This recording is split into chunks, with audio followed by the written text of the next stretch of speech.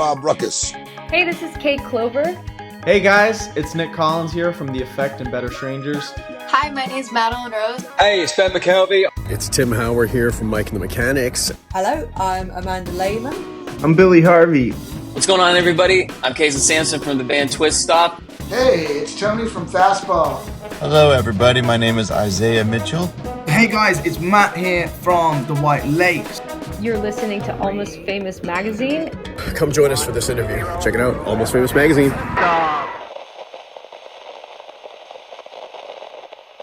Talking today to my new friend and the leader of the band Goof the band, Ahmad El-Sayed, who is part of this power punk trio, okay, out of the Bay Area, San Francisco.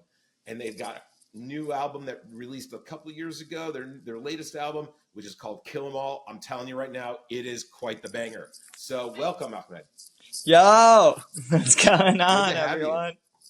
Good. Right. Great to be here. I'm so excited to talk to y'all. Oh, once I heard your music, I was like, we got to make this happen. So I want to start because I'm getting familiar with you and our audience is going to get familiar with you. But like, let's talk about the journey to Goof, right? And then, sure. We'll get into that. You can tell the story and then we'll get into a couple particulars. Sure. So tell us how it all happened. Well, I was born in Houston, Texas, and I left America when I was like 8 or 9, like approaching 9 years old, and I moved back with my parents to Egypt. And I stayed there. I'd heard like rock and roll. Obviously, I was a huge like Michael Jackson fan, like Nirvana, like anything that was on MTV. I'm like just dancing to it. You know what I mean? As a kid. But then when I went to Egypt, my dad, and my uncles, they were heavily into like Western music. One of my uncles plays guitar. My dad played keyboard and bass in like a reggae band when he was in America. But he was a programmer. So when we went back, he just abandoned all those things. But I kept getting introduced to music. And one day I found a videotape, like a VHS of about 6 hours of MTV music videos. And I watched that tape maybe for 2 years in Egypt, like just on repeat every day. I would just put that tape on until it goes off, until I like wore out the tape. And there was like so many crazy songs. There was like Pink Floyd, there was Danzig. I knew about Danzig before I knew about the Misfits. and Iggy Pop. There was Metallica, Nirvana, and Michael Jackson, Will Smith, Boom Boom Boom Shack the Room, Whitney Houston. There was so much music on that tape. Like I could go on and on, but I just like kept consuming that. And to me, I feel like we'll get to that later, but I feel like that's a big influence within Goof in the sense of like everything that I listened to, because I was in Egypt and not in America. So I can't listen to all these like DIY and like crazy like noise bands or whatever. It has to be the most commercially viable thing to make it to Egypt. So it's all like rock and roll and metal that's like this, like Opeth and like black metal, Demo Borgir, and like everything has to be the top. You know what I mean? And to me, the top is pop, no matter what you're making. You know what I mean? It's the pop of that day. The most popular thing that day is Metallica. It's Nirvana. It's Michael Jackson. It's Whitney. It doesn't matter who it is. It's the most important thing of the day musically. And to me, that I try to stick to that. Like to those like, I go off sometimes in different genres and I do things like weirdly structured. Like one of our songs, Clown, for example, is just intro, verse, chorus, outro. There's no repetition at all in verse and chorus. Ricky Spence is like a song that has no verse. It's just chorus. You know, there's just lyrics in the chorus. The verse is a musical part. So even though I like doing irregular things, and I feel like that's more of like a today thing in like pop culture, but back then I try to stay to that, like, oh, this is really good. Like, I have to be like, oh, damn, dude, this is really good. It's like a Nirvana song. It's like a Metallica song. It's like, and then I just mix them. But I would say, yeah, that videotape just like brainwashed me into being a rock lover. Let me ask you this. It brainwashed you into being a rock lover, but how did that influence you to start to learn to create music? I see. Well, the first thing I used to do is like air guitar. And like I just like all day, like just like whenever someone would be with a guitar on that video, I would just air guitar. And then the uncle that I was telling you about that learned guitar, I didn't even know at that point that my dad even played music. But my uncle was like, hey, I'm learning guitar. You want to learn? And he taught me a couple of things, and I learned how to play Knocking on Heaven's Door and the Cranberries' Zombie pretty badly. And then when I got to about that was like I was like 10 or something. When I got to like 13 years old, I like told my dad I wanted to take a guitar lesson. And I took a guitar lesson in Egypt with this like really famous guitarist that he like designed a 10-string classical guitar and like plays at the opera and stuff. And I was just like, yo, dude, if you don't teach me rock and roll right now, because he was like, we're not going to learn rock and roll and like, it's like sit like this and stuff. And I was like, yo, dude, I've talked to my dad about this. If you don't teach me rock and roll, I'm going to leave. And he did. He caved. He taught me Knocking on Heaven's Door correctly. He taught me Californication. And at the time, Marilyn Manson's Sweet Dreams, which I did not know was a cover. Well, two of the songs that I played were covers, and I didn't even know it. And that's later how I discovered Bob Dylan, which is like huge lyrical influence on me. Like massive, massive. Bob Dylan and Nirvana, System of a Down. That was the band that like, cause I like heard Nirvana and like, I liked Metallica and all of that, but I heard Nirvana and something just like clicked in my brain. I was just like, wow, dude, this is like really important music. And not just because it's like technically good, but because it means something. And because this dude is like pouring his heart out to the people to not help him just, but to like help like the world be better. He's like, you can be better. And I just thought that was a very cool concept because I'd like hear musicians all the time talk about, and again, I know punk has been doing this forever, but like you had to be really famous for me to find out about you in Egypt, you know? Later on, I found out about NoFX and Rancid. Like that was when I moved back to America. And like, I started, like I knew Norwegian black metal, but I didn't know Rancid. You know what I mean? And like the metal scene in Egypt is like a serious business.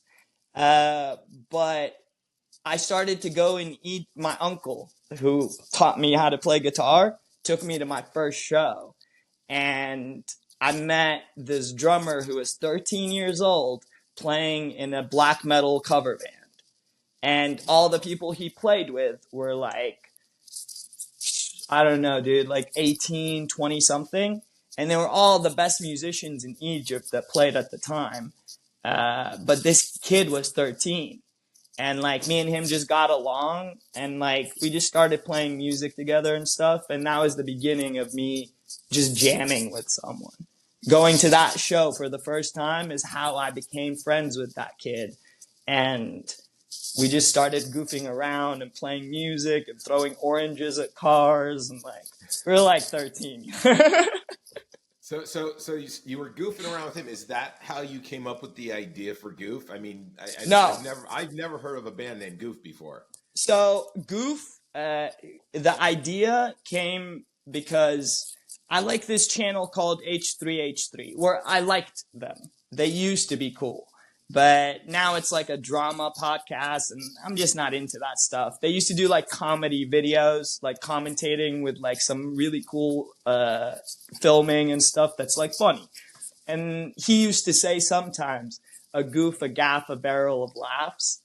And he's like making fun of the people. And I was like, dude, that's really funny. Like, I might call a band Goof one day because like, I like making hard music, and we're not goofy at all. Like, we're funny sometimes in our lyrics, but we're not really that goofy. You know what I mean? We're not Weird Al or anything. So like, go ahead. And that's one of the reasons why I was curious, because like listening to music, I'm like, you know, if you look up the definition of goof, there are about 4 or 5 different little, you know, bullet points of definition. But I'm like, this stuff's too serious to be a goof. Well, the point is that people are goofy, not goof. So everything I talk about is like a goof. Like, how could you be that goofy? Like, Kill 'Em All is about a kid that commits a school shooting because he sees on the news the presidential candidate talking about people's races as if they're nothing. And he's like, dude, I don't know why I got in trouble. I'm just like seeing this from the most powerful person on television. So I shouldn't be in trouble. And it's written from the school shooter's perspective. But it talks more about like, it goes into like, when you hold such a big position and like so many people are listening to you, you have to be responsible with your words. And we want you to be responsible with your words. I think whether you're left or right, you want the person that represents you to not be an idiot. Like, you want them to be regal and like, very nice, and like people talk about them all the time. Like, that's what you want. That's what, like, presidents are no different than rock stars. They just go out there and say a bunch of shit. Blood, right? Yeah, we're all made of the same flesh and blood. Yeah, so exactly. So now you come, and by the way, I'm coming from Dallas. My parents live in Sugar Land. You're a Houston guy. How'd you end up, you know, in the Bay Area? Now you're in the Bay Area. How did you come together with the guys who are in Goof and decide that it was a good musical relationship? So during the 2016 election, and I will be honest right now about this, I did not vote that year because I'm Arab, I'm from the Middle East, and Hillary Clinton is such an evil person to us. You know what I mean? And at the same time, Donald Trump was not a candidate I would have liked to vote for. And I was just left with this like goofy reality. Again, goof, you know what I mean? That like, those were my choices, like mass murderer in the Middle East or a fool. And it was like that South Park episode, which is a huge musical influence on me lyrically. Like, huge influence on me. Like, I don't think I would be writing the lyrics I'm writing if it wasn't for South Park, Nirvana, and System of a Down. For real. Those 3 things, like, I don't think the lyrics would be like this. I don't think it would fit like this. Like, I might write good lyrics about some other stuff, but just the way those people tackle issues, like Nirvana being so sincere and so genuine, System of a Down being so in your face, and also South Park, like always talking about something, whether it makes you angry or not. And to me, that's what encompasses like Goof with a little bit of like Bob Dylan lyrically. And it's cool to me. Like, what's it called? Sorry, what was your question again? Well, I mean, how did you all come together? You know, you got John and Taylor come together. Sure. I know that it was a good musical combination to complement one another and make the music you wanted.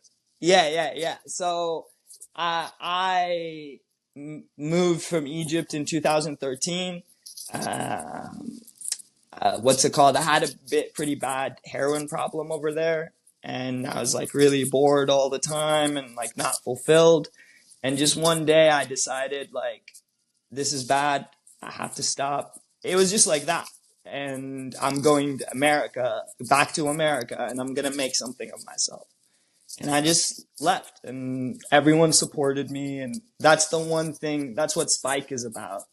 And that's the one thing I think that like people with addiction can like really help them, in the sense of like, if you have support and love, anything is possible, dude. if you have strength behind you, anything is possible. So if you feel any type of way about something like that, I urge you to just talk to someone, anyone. It doesn't really matter. But yeah, I moved to America. I have a marketing degree too, so I started working in marketing for a bit, but wanted to go to film school. I didn't think you could be a rock star being like in your 30s or like in your late 20s. I thought you had to be like 18, you know?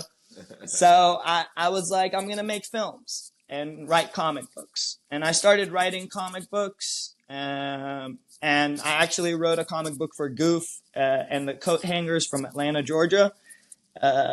You can see their work. You can see the comic books. There's a free link in our Instagram to the 2 comic books, and they're free. You can just read and watch and laugh, and they're really funny and drawn by really good artists and all of that. But I started doing that, and I went to City College after I quit my marketing job. And I just got like, just cashier jobs and stuff, anything that would pay $20 an hour or more. Part-time and like live cheap and just like go to film school. And I met Josh, our first drummer at film school. And it just worked. Like we were just a 2-piece, making music at home, and it just worked. And we recorded a bunch of demos and stuff. And then we were like, yo, dude, we should just go play shows. Let's find a bassist. And we found a bassist, and that was that. Ryan, who recorded Kill 'Em All with us, but Josh didn't record Kill 'Em All with us. That trio, the first trio, we recorded Goof's EP Goof together. The first 4 tracks, it's kind of like a demo. And then Josh, during the pandemic, moved to Olympia, and we had to find a new drummer. Ryan knew Taylor, and we just got along really well. Taylor loves System of a Down. She loves Tool, Opeth, all the bands that I want to work up to. I know you can't hear it right now, but maybe on Brown Boy a tiny bit and Spike, you know what I mean? But the new album, you'll be able to hear a lot more metal sounds and not veer away from the pop stuff. But Taylor just had a lot of really cool influence for Kill 'Em All. She made it sound tougher. She made it sound stronger, much more technical. Even though it's like super carefree and fun, it has all these like really cool drum fills and like really cool stops and stuff. So we just worked really well together. And after Kill 'Em All, we played shows and made like a big bang in SF for like I remember our biggest show in the first year we released the album. We had like over 400 people at our show. We almost sold out one of the biggest venues here. We started doing DIY shows at like Chinese restaurants and stuff. Dude, no one would let us play. You're not the first artist I've talked to about these DIY restaurant shows. De Casa in down in Austin, they played They played a convenience store. They played an IHOP. And I've been giving him grief because I think they should play like the Starbucks drive-through because everybody driving through there can really afford big tips. Dude, that's genius. Or like In and Out or some shit. Yeah. So anywhere there's a big line. I got to find one of these shows here in the Dallas area just to check it out. Dude, they're crazy. You were talking about Taylor and her sound, and one of the things I'm curious is you. On Kill 'Em All, you've got some distinct sounds in the album that are not all just musical instruments, right? Sure. So tell us a little bit about some of the different sounds that you use, that soundscape you created, as well as how you chose those sounds. Sure. You have any songs in particular that stand out to you? Just cool. Just some of the ones. Just some of the garden variety. I mean, I think you got. Do you have is it a buzzsaw, a chainsaw, or something like that? Some sort of saw or something? I see. No, there isn't. Everything on the album is just guitar, vocals. It's just the sound of the room because we recorded it live. So the album is Oh, 'cause not multi-track. I thought there was some sounds, like I thought there were some additional sounds. Like Yo, sometimes I'm you get so like glad. in a quiet point, you can get like the what is it on the snare? The snare of the drum will resonate. You get that little shh. And you're like, huh, Yeah. what else is being used in there? So wow, that's interesting to learn. You know, I learned. Well, see, I learned that from In Utero. Like in Utero, like sure, mixed differently because it's like for a big label, and I'm sure once they got their hands on it, like it was a little different from Albini's mix, but that's where I learned that process from. I thought people just recorded multi-tracks, and I was like, unless they're trying to do a live record. And then I learned from In Utero that if you play with a band, you just get this like energy that just, like the song doesn't sound empty. The room sound is there. Like there's like, it starts making noises that aren't even possible to do, but like they fit. And funny. And sometimes they sound like something that they're not supposed to. Yes. Funny enough, the engineers, what's it called, who is a great engineer, does Jeff Rosenstock stuff, called Jack Shirley in Atomic Garden East here in Oakland. Amazing dude. Like amazing. Like can't even recommend him enough. But his inclination was to like take away that room sound. And I just not lost my mind, but I was just like, yo, that is the one thing you cannot take out. Well, it adds a texture to an album. One of my favorite albums was first Ben Folds 5 album, where there's a cell phone went off in the background. You can hear, I think Ben closes the piano. Somebody's talking in a back, and there's all these little bits, but it just adds something that if you have this sterile engineered track, it just kind of sits there, right? But you get a feel for it. I've got a prog artist who uses the sound of water and rushing air in his music. I mean, there's just all these different elements. That's awesome. To bring into things to give it a feel, right? That's awesome. I'm leaving this for the third album. What you're talking about, using like different sounds. I want to bring in a synth artist too for the third album, like after G2. But yeah, I'm so glad you heard that, because I was like, oh damn, what is he talking about? But I instantly knew what you were talking about once you started explaining it. But yeah, it's so cool that you were able to notice that. That's awesome. Let me ask you this. I'm sorry. No, go ahead. Okay. So if I'm a new listener to Goof, sure, we're going to talk a little about your upcoming work. We're going to talk about that a little further down the road. But if I'm watching this today and I'm in anticipation of getting to know the band, which do you think is the best first track that someone who hasn't heard you before should listen to and why? Well, it depends on who you are, right? So if it's someone who likes hard punk stuff, I would say Sue Me and Shut Up. If someone who wants a current meaningful story, I would say maybe Spike, Kill 'Em All, or my favorite on the album, Brown Boy. Brown Boy is my favorite, possibly my favorite song I've written, even though, because I've written, so I write the songs acoustically in Goof, and then I turn on electric guitar only when me and the band are together. Like, I don't turn on electric guitars unless I'm with the band. And then everything I write home is written acoustically. So I noticed on your Instagram, you've got a bunch of acoustic performances. And yeah. It's not every day you have punk done acoustic like that, right? So, I mean, so you're kind of giving that does add another dimension to it. How do you help translate when you go take from the song that you created for the album to your acoustic version? How do you decide what pieces to take and how to give it that acoustic treatment without losing its flavor? So I start with the acoustic, and I finish acoustically. It's very rare that I will be in the studio and a whole new part will come.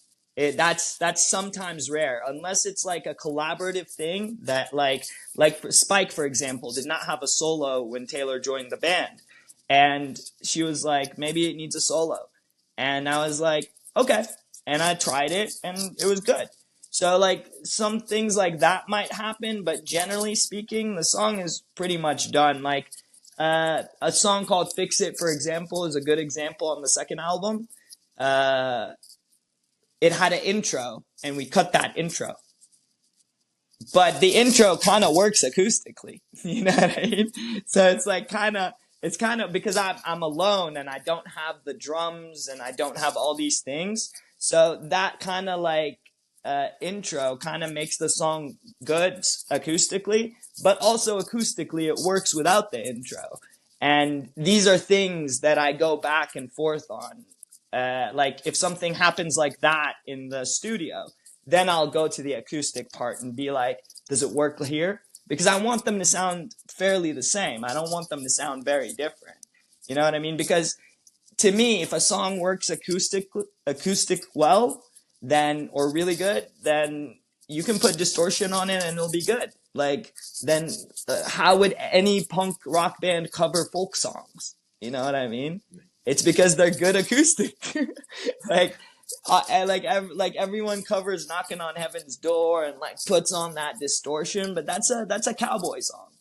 You know what I mean? That song is from from that Western movie, Slim Pickens, right?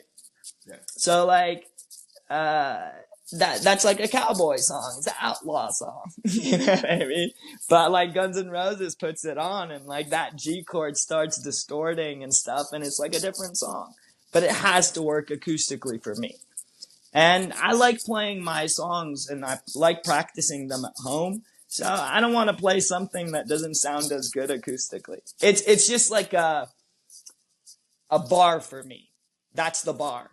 If it's amazing acoustically, it's going to be amazing in the studio with the band. It's going to be great on an electric guitar with distortion. So many songs have proven that, and I'm not the first to prove that. People just have to pay attention to the people they love and what they do and read up about them. And you'll see, dude, everyone says all you need is a guitar and lyrics. That's it. Guitar and a voice. If you can do that, everything else comes. And that's kind of how I wrote Kill 'Em All. I wrote it during the 2016 election. Just ideas would just come in my head. Old ideas I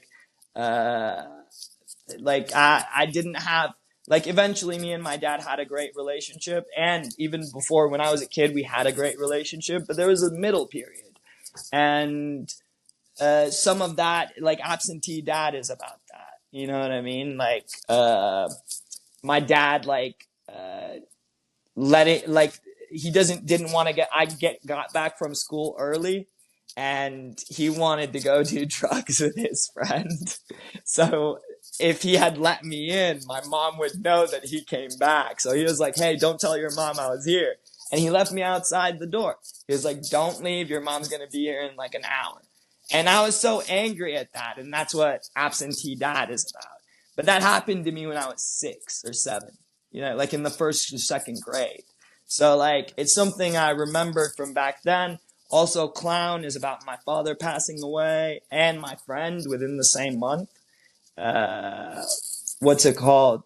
Touch It is about like aggressively masturbating and like how that's like not great for you.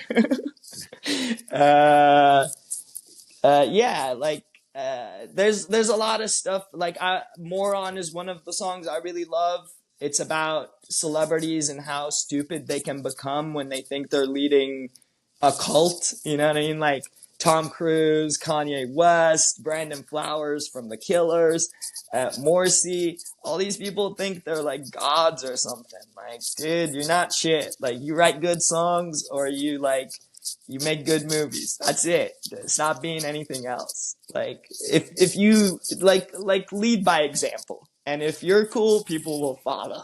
Yeah. Well, now you mentioned it. You kind of gave us a little preview. that you've got a new album coming out. So with Kill 'Em All Under Your Belt, tell us about what's coming up release-wise.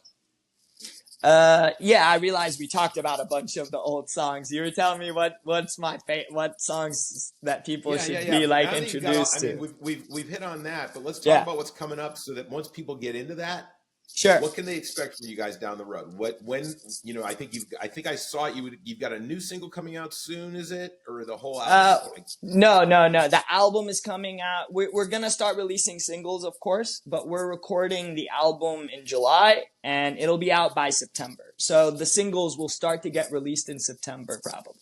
Yeah. Wow. We've already turned that around fast. Yeah, that's the great thing about practicing as a band every week and going in to record as a band. That pressure. Once you get in the studio, it's fun. It's like practicing for a show.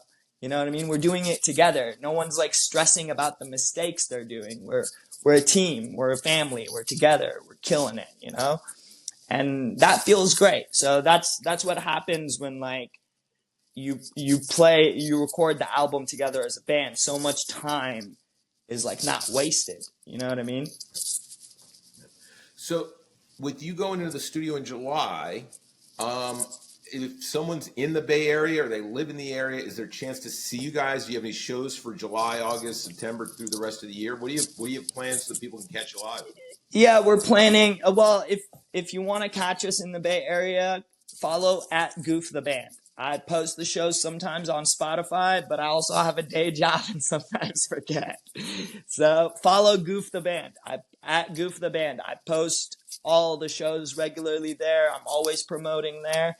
And we have a couple of shows that we're getting together for July. One in the city and one in Petaluma in the North Bay. And in August, we're playing Oakland at this punk rock deli called Stay Gold Deli. If you ever want to eat some barbecue sandwiches and drink some beer while watching a punk band, Stay Gold Deli is a really great place. Well, coming that you grew up in Houston and lived in Texas, that's quite the statement. Knowing Texas barbecues, so I may have to get out there and give that a try for sure. I don't know if it'll be able to compare, dude. Texas barbecue. I still remember what that's like when I was a kid. Let me ask you this. I'm always interested, right? We always we live in a life, we live in a world of like bucket lists, right? Everyone's got a bucket list for something, right? For musicians, I'm always interested if there was one artist you could get into a studio with to collaborate with. Who's that artist? Why do you want to do it? Tell us who that would be and what you'd want out of that experience. System of a Down. No doubt System of a Down, dude. They're notorious non-tourers and like notorious, like currently, obviously, and notorious for like not releasing a lot of music except the last two singles for the Armenian genocide. But I love that for something, not the fact that they're not making music. I don't like that, but the fact that, they got together and put aside all their differences and released new System of a Down songs, for the Armenian, for not only the Armenian genocide, but what was happening in Azraq, and Azerbaijan, and during COVID. And to me, I'm from the Middle East. The Middle East is like hammered by the West in just not just Palestine and like war, but like the cost of living there is insane. Like $1 over there is 50 Egyptian pounds right now. That's crazy. Imagine like it used to be when I first moved to Egypt, the dollar was 2.5 Egyptian pounds. In a few years, it became 5. After that, when I left, it was $7. When I went back for a visit, it was 17. And now it's 40 to 50. That's a crazy cost of living drop. And also, what's it called? Like 80% of the country don't know if they'll be able to get bread. That's insane to me. And like, that's why I would love to play with System of a Down, because that is the kind of band that is. And I would like Goof in the future to be considered like that. Like whether we have a lot of eyes on us or not, I want us to be like, I want us to support justice and like righteousness, and like not in an online cheer type of way where everyone's like, Goof is amazing. No, like that. You know what I mean? Like we play protests all the time, dude. Like we were just playing a Palestinian protest a couple of months ago. Like in a heartbeat, I could, like, of course I'll say yes. Like there's so many things that that band System of a Down has taught me in being like a genuine artist that doesn't compromise their vision. And that's why I would pick them. Yeah, System of a Down. Also, Taylor loves System of a Down. John, our new bassist. John is our new bassist. John Katzenberg. He's amazing. He was in a great metal band called Bespora. If y'all want to check it out. Great band. It's on Spotify. Unfortunately, the lead singer is not with us anymore. But great band to just appreciate and listen to. And yeah, like Taylor and John are just like such a great mix, like in heaviness and in like spirit, to bring that kind of vision with me. So I hope if we ever get to work with an amazing artist that we all idolize, it'd be System of a Down. No, I think that's not only a great goal, but very honorable aspirations about how you want the band to be able to give to the world. So I think that's really great. Couple more, and we're gonna wrap things up. But one thing that I'm interested in, I recently watched Rick Beato, who does all of these interviews and guitar lessons. I'll just call it Rick Beato's all over the place in the music sphere.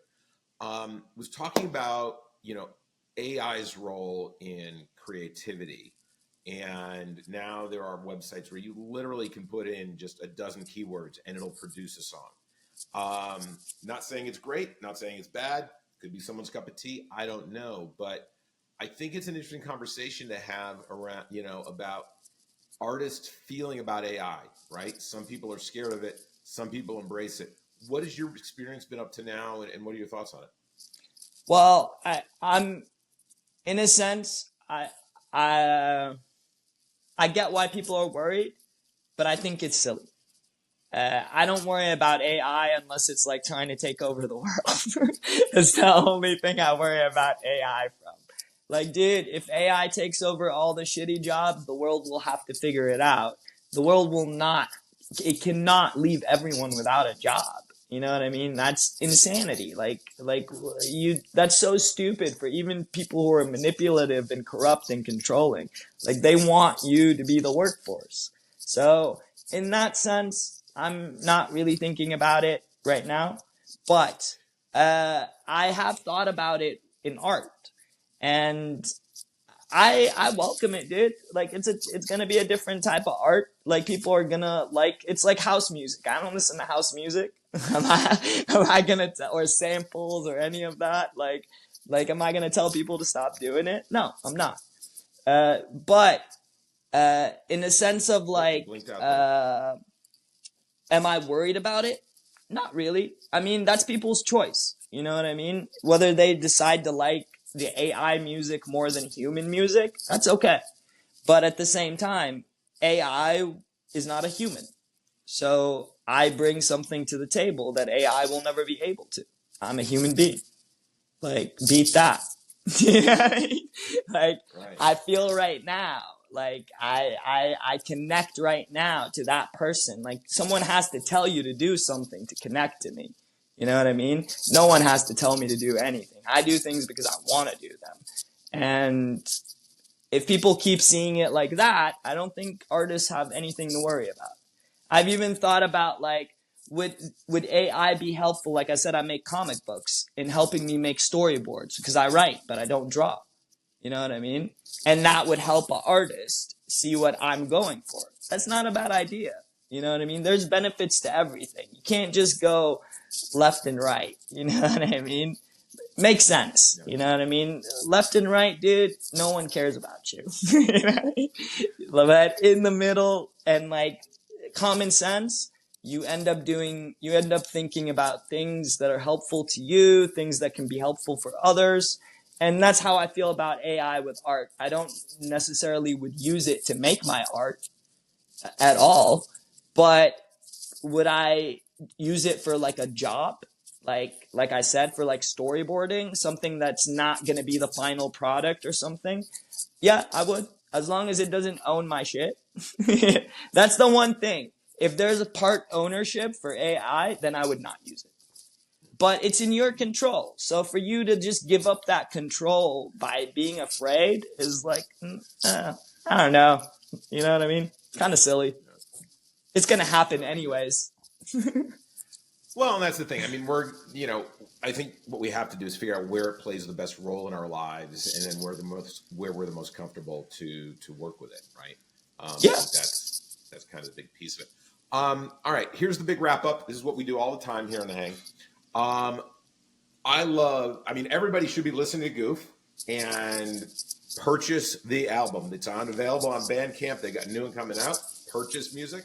You can DM us too. I'm gonna put the vinyl link back on. We've just been like figuring out some stuff with John joining the band and like recently and stuff. Yeah, you can DM us. You can go to the Bandcamp link, and by the time this comes out, you'll be able to purchase a vinyl from there. Cool. The artwork is amazing. It's done by an artist called Lillian Shanahan. Art.tits on Instagram. Great artist. Go check them out. And one thing I just wanted to say about Kill 'Em All before we go into the wrap up is that it's pretty raw, it's pretty silly, and it's like hard, like it's pretty hard and raw. And the first track I think people will really love. I do a theme song for every album, and this one was America's Funniest Home Videos. And that's the opener, and then all the other songs are the Goof songs. And then for the second album, watch out for it, but the title should be giving it away. G2 Judgment Day, just like Terminator.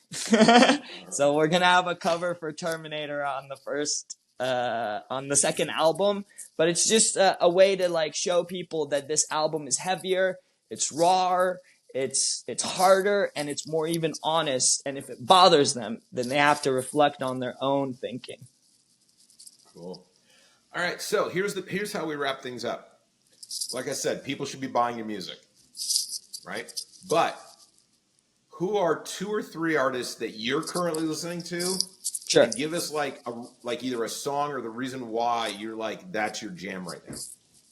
Okay, sure.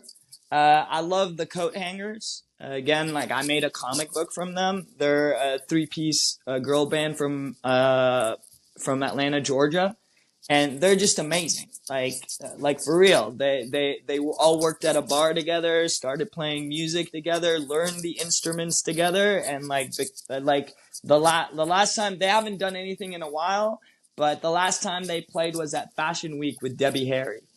And I met them at Potrero Park Festival and like became friendly with the drummer, which is how we ended up doing the comic book together.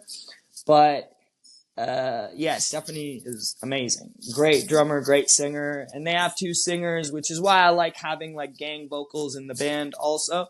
But I would definitely recommend the Coathangers. Please go listen to the Coathangers. Yeah. Great recommendation. Anybody else? One more? There's a lot of cool bands here. I would say it's hard to just like pick one out. I would say go to our Instagram. There's a lot of bands we've played with. You'll see. But you know what? There's a band that doesn't play anymore, but they were 16-year-old kids that played with us a couple of shows here in the Bay, and they're called Witch Melter. Cool? They have an EP and a really great track called Acid Death Dance that I recommend for anyone to listen to. It has a lot of cool influences, the Mars Volta, Meshuggah. It's interesting. So I definitely recommend that one for sure. Yeah. Cool. I appreciate that. Well, hey, Ahmed, it's been great hanging with you. I appreciate you coming on Almost Famous Magazine. Thank you so much, Scott. And I would love to say I am a huge fan of the Almost Famous movie, dude.